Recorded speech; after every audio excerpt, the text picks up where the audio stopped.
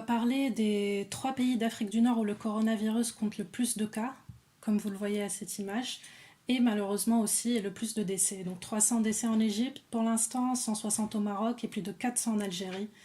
Et la situation de ces 3 pays-là, en fait, elle présente beaucoup de similitudes, bien que certains traits soient plus affirmés ou caractéristiques selon le pays.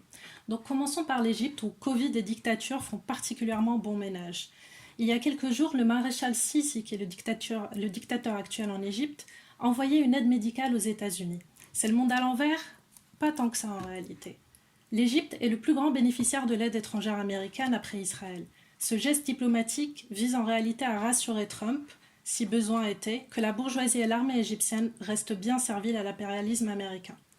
L'accession au pouvoir de Abdel Fattah al-Sisi en 2014 avait permis à l'armée égyptienne de retrouver pleinement le pouvoir politique après qu'en 2011, la révolution égyptienne ait renversé Hosni Moubarak. Depuis, Sisi a rétabli une dictature féroce en réprimant les militants et en interdisant les manifestations. Sous son règne, donc, les puissances impérialistes ont donc fini par trouver leur bon élève et la France peut continuer de vendre ses rafales, soit dit en passant.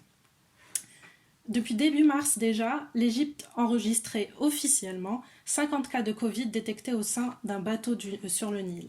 À quelques jours d'intervalle, cela dit, tout en niant le risque d'épidémie, le gouvernement n'a rien trouvé de mieux que d'envoyer sa ministre de la Santé en Chine et d'éclairer aux couleurs du drapeau chinois la citadelle de Salah ad-Din au Caire.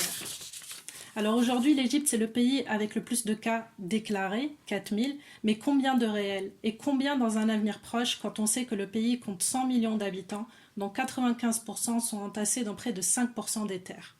Mais alors fin mars, la mort de 2 généraux de l'armée a secoué le pouvoir et nul ne pouvait nier dorénavant le Covid. Alors le gouvernement a donc établi un couvre-feu au Caire et il a fermé les établissements scolaires, les lieux de culte et il a aussi fermé plusieurs hôpitaux du pays après que plusieurs cas de contamination de soignants aient été détectés, de soignants contaminés par des patients. Donc. Pour faire face à cette épidémie, le gouvernement a débloqué 11 millions pour la santé, 11 millions seulement, quand on voit que pour la bourse, ils ont débloqué 1,2 milliard et près de 3 milliards pour le tourisme. Et en parlant du secteur du tourisme, justement, voici la façon dont le patronat gère la crise. Le milliardaire Ahmed El-Shiti, mania de l'industrie hôtelière égyptienne, licencie des dizaines de travailleurs et a déjà annoncé une baisse des salaires de 25 à 50% pour tous les autres. Et c'est sûrement sans commune mesure avec le sort qui attend les millions d'autres travailleurs sans contrat de travail ni paie mensuelle. Passons maintenant au Maroc, pays qui, à l'image de l'Égypte et de tous les autres pays d'Afrique, impose aujourd'hui une double peine aux habitants des quartiers populaires. Alors d'un côté, le confinement augmente le risque de contagion à cause de la promiscuité et de la surpopulation, et de l'autre côté, cette population même qui vit majoritairement de petits boulots au jour le jour se retrouve privée de son gagne-pain quotidien. Au Maroc, avec près de 75% de la population active qui vit du secteur informel, ce pays tient le record en Afrique du Nord. Ces travailleurs précaires et sans contrat sont en réalité une bombe à retardement pour le régime, qui se souvient lui très bien des soulèvements contre sa politique en 2016 dans le nord du pays, à la suite de l'horrible mort d'un vendeur de poissons qui a été broyé dans une benne à ordures où sa marchandise avait été jetée par les flics. Un fait semblable, l'immolation du vendeur ambulant en Tunisie, avait déclenché la révolution en 2011. Alors, quelle a été la réponse du roi face à cette crise sanitaire? Tout simplement sortir les chars de l'armée pour confiner toute la population de force. C'est que les autorités en réalité redoutent la colère populaire face à l'état catastrophique du système de santé, quand on compte 7 médecins pour 10 000 habitants contre 31 en France par exemple. Et un autre exemple, à Tanger qui est le deuxième pôle économique du Maroc, il y a seulement une salle d'opération pour tous les hôpitaux publics. Le régime fait donc ce qu'il sait faire de mieux, il bloque, il enferme et il réprime. Les barrages de flics et le pistage électronique des déplacements ont conduit à 28 000 interpellations à ce jour et 15 000 déférés en justice. Et en guise de remerciement, les flics touchent une prime journalière alors que les médecins internes n'ont pas été payés depuis janvier. Cependant, tandis que la population est confinée à la maison, la classe ouvrière, elle, est condamnée au confinement dans les usines, qu'elles soient locales ou étrangères. Decathlon, Boeing, Airbus au Maroc ont maintenu leurs activités durant le confinement. PSA et Renault, quant à elles reprennent peu à peu leurs activités. Et plusieurs usines étrangères de câblage automobile, allemandes ou japonaises, menacent les ouvriers de licenciement s'ils restent chez eux. Alors il est clair que les grands patrons n'ont rien à faire de la santé des travailleurs, et si les faire bosser peut compenser l'arrêt de l'activité en Occident, et tant mieux. Quant aux usines des secteurs dits essentiels, elles continuent de tourner, mais avec des conditions sanitaires si déplorables que les zones industrielles marocaines sont devenues aujourd'hui l'un des plus gros foyers de contamination et de propagation des virus. Des centaines de cas se sont déclarés dans des usines textiles, agroalimentaires, de matériel médical et dans les grandes surfaces. Et face à tout cela, il y a quand même des réactions. Car suite à la découverte d'un cas dans une usine de matériel médical à Casablanca, les ouvrières ont exigé d'être testées. Résultat, 60 cas positifs sur 200 salariés. D'autres contestations ont eu lieu également, avec un exemple. Le 18 avril dernier, les ouvrières d'une usine de poissons ont organisé un rassemblement de protestation pour exiger, entre autres, le paiement de leur salaire, même pendant l'arrêt de l'usine. Alors, n'en déplaise à tous ces régimes, il n'est pas si simple de confiner la colère. On va donc passer à l'Algérie, qui est sûrement l'exemple le meilleur et le plus récent. L'arrivée du Covid a sonné momentanément la pause de Hirak.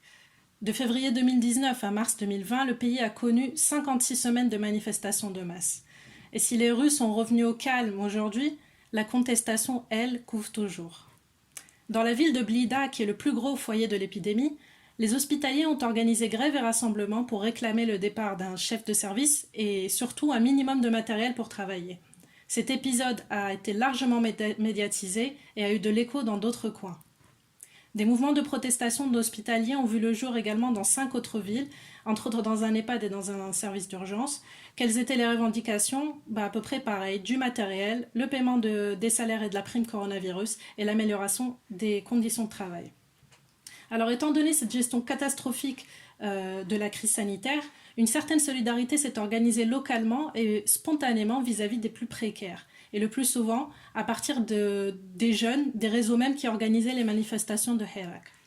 En voyant cela, peut-être, certains grands patrons ont voulu se faire de la pub en offrant des ambulances ou des camions de denrées alimentaires, alors même que dans leurs usines, la production continuait et sans protection pour les ouvriers. Et si les ouvriers, par exemple, refusent de bosser, ils sont menacés d'un licenciement, comme c'est le cas dans une usine de boissons qui s'appelle Rami Food. Et quand l'entreprise ne tourne plus, les employés sont mis en congé sans solde. Mais face à toutes ces attaques encore, il y a des travailleurs qui ripostent. Vous voyez à l'image des ouvriers d'Energa, qui est une usine d'électricité de 465 ouvriers, en rassemblement de protestation pour exiger justement 10 jours de congés payés exceptionnels. Donc l'autre image montre des éboueurs de l'entreprise publique Oran Propreté, qui était en grève à la mi-avril pour bénéficier aussi de la prime coronavirus qui était promise par l'État pour les travailleurs du public. Mais face à tout cela, le gouvernement ne perd pas de temps. Il profite justement de cette accalmie sociale imposée par le confinement pour inventer une nouvelle loi de sécurité spéciale coronavirus qui a permis notamment interpellation et incarcération de centaines de militants depuis quelques semaines. C'est que le régime a peur, et ce, malgré le ralliement à l'unité nationale de nombreux politiciens qui, il y a quelques mois seulement, se disaient d'opposition. Alors, quelles seront les réactions de la population face aux conséquences de la chute brutale du prix du pétrole aujourd'hui, et à savoir une austérité renforcée sous pression du FMI, une austérité qui sera imposée à la population, comme si c'était à la population algérienne de payer cette guerre ouverte des prix entre la Russie et les États-Unis et l'Arabie Saoudite, et pas aux trusts pétroliers et à tous ceux qui s'en sont mis plein les poches du temps du pétrole pas cher. Ceux-là même contre qui le Irak manifestait il y a à peine un mois et demi. Alors espérons et préparons le retour de ce Hirak dès le déconfinement et dans tous les pays.